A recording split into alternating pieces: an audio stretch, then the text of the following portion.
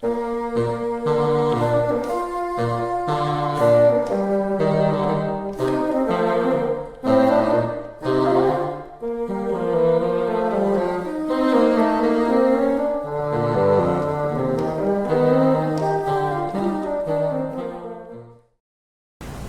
my name is Andrew Delclos, and today we're going to talk about effectively incorporating organ drums into your practice.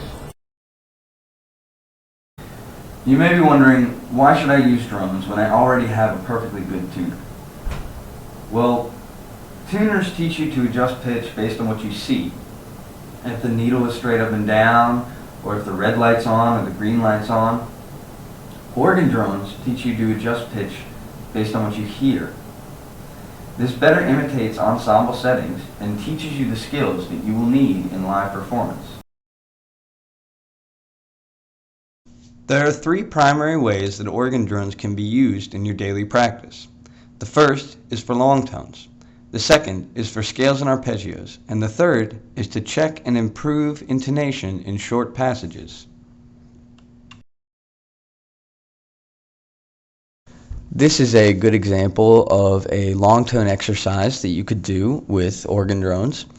In this example, you would want to set your metronome for somewhere around 60 beats per minute. You would set the organ drone for the same pitch that you were playing. In this case, it's a C, but it could be any pitch in any register.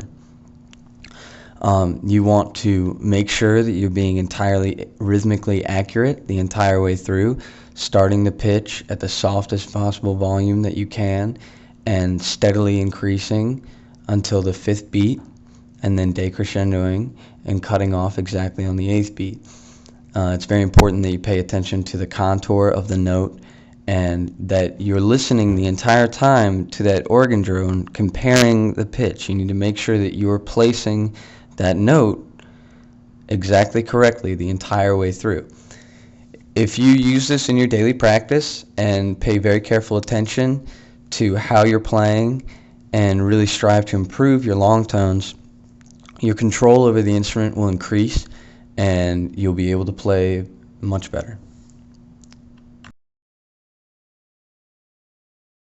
Okay, we've talked about long tones, now it's time to talk about scales.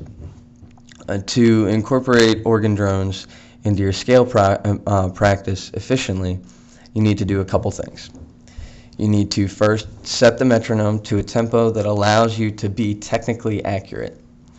The point of this exercise is to improve your intonation, not your technical ability. So you need to set the metronome to a tempo that you know you can already play that scale at. Next, you need to set your organ drone to the tonic of that scale. This will teach you to hear tonal center to what you're playing, and it also, it's how you hear that things are in tune or not in this exercise. You need to play the scale rhythmically accurately and listen carefully to be sure that all the notes are perfectly in tune. This sounds very demanding, but you need to be extremely demanding with yourself when practicing things like intonation. There's no such thing as almost good enough when it comes to your intonation. It's either correct or incorrect. So you need to be very strict with yourself. Any flaw in your intonation indicates that you should slow down and focus on your improvement in that. Just take the metronome, set it back a couple notches, play the scale again, try and get everything in tune. Once you can do it at a certain tempo, then move it up a notch and do it again.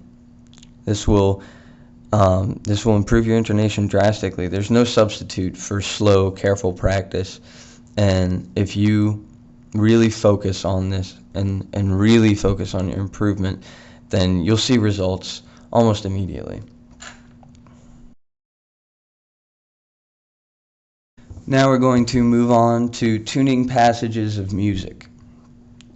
This can be very similar to the scale practice that we just talked about, but a lot of times the technical demands of whatever you're trying to play can be a lot greater than just a simple scale, which makes it all the more important that you set your metronome to a tempo that allows technical accuracy. These exercises revolve around your intonation, not your technical ability. So you need to make sure that you allow your mind to concentrate on the intonation, on the pitch, and not on how your fingers are moving. Make sure you set your metronome to a tempo that allows you to do that. Next, you need to set the organ drone to the tonal center of the passage. This can be something that is slightly difficult, especially for younger students. So if you're having trouble deciding where to set the organ drone, then consult your teacher. Explain to them the situation, and they'll be helpful, and I'm sure they'll appreciate it.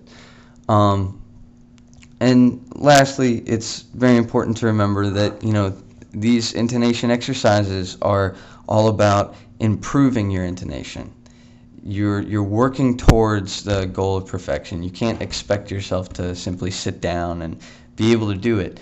When you're tuning these, you can apply this to etudes, solo pieces, orchestral excerpts. It doesn't matter. But you need to make sure that the entire time you're really focusing on playing them more in tune and really getting everything as close to what you want to be playing it as possible. So, if you were looking for a place to get organ drones from, you can download them off of the International Double Reed Society website. It's easy to download them. You can put them on your computer, you can put them on your iPod, you can burn them onto a CD, whatever's most convenient for you.